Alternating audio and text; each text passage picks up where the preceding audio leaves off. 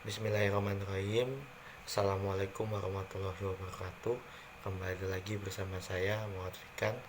Di sini saya akan berbagi pendapat atau berbagi sudut pandang mengenai ciri-ciri entrepreneur dari Al-Quran dan Al-Hadis. Menurut pandangan saya, agama yang mendorong untuk umatnya atau manusianya sebagai entrepreneur atau muslimpreneur yaitu adalah agama Islam. Karena di agama Islam itu mereka menjadi entrepreneur tidak hanya mencari duniawi saja, tapi mereka juga mencari barokah atau mencari karunia-Nya Allah Subhanahu wa taala. Agama Islam juga menempatkan bisnisnya atau usahanya sebagai tempat yang tinggi karena seorang entrepreneur atau muslimpreneur dapat mengubah masalah ekonomi di negaranya menjadi lebih baik dari sebelum-sebelumnya.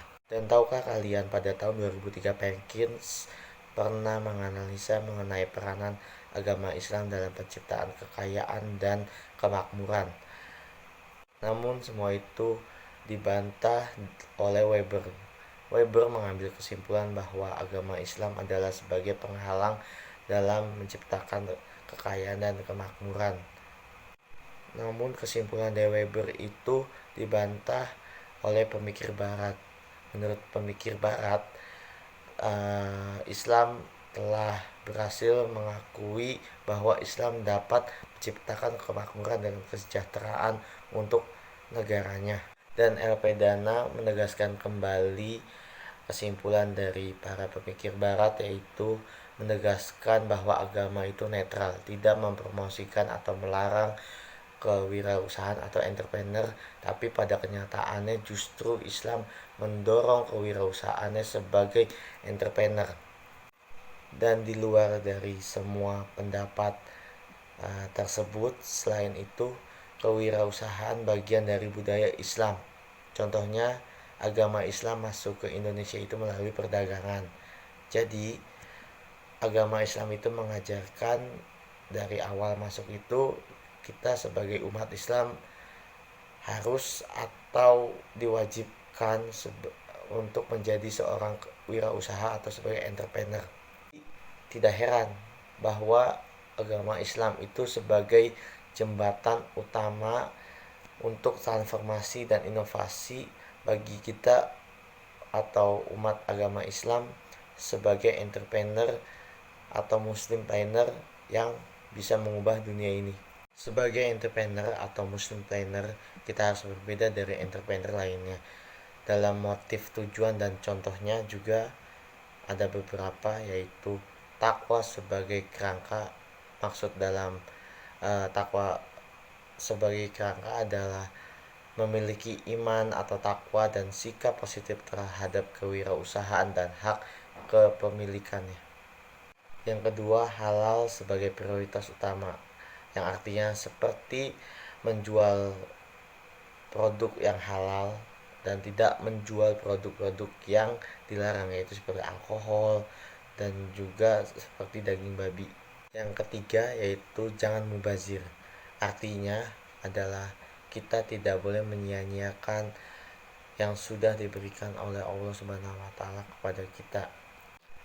Yang keempat adalah ibadah kepada Allah Subhanahu wa taala sebagai prioritas. Selain kita fokus kepada usaha kita dan fokus sebagai entrepreneur atau muslimpreneur, kita juga tak boleh lupa beribadah kepada Allah Subhanahu wa taala karena sudah memberikan karunia-Nya sehingga kita dapat melaksanakan usaha kita dengan lancar di dunia.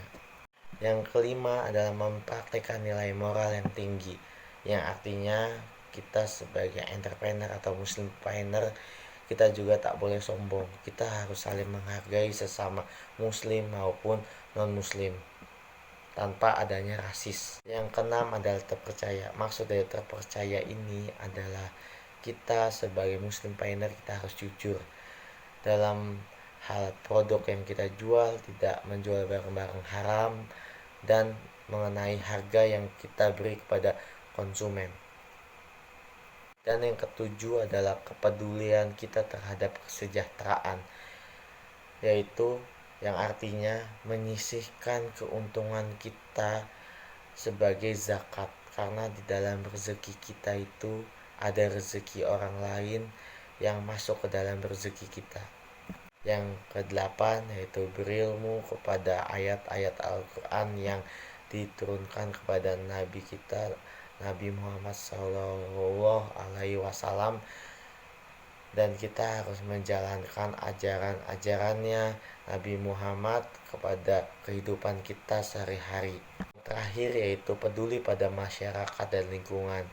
Kita sebagai entrepreneur atau muslimpreneur tidak boleh egois. Kita harus melindungi di sekitar kita yaitu lingkungan, hewan. Kita harus jaga yang sudah diciptakan oleh Allah Subhanahu wa taala. Mungkin sekian dari saya, sudut pandang yang saya berikan, semoga bermanfaat.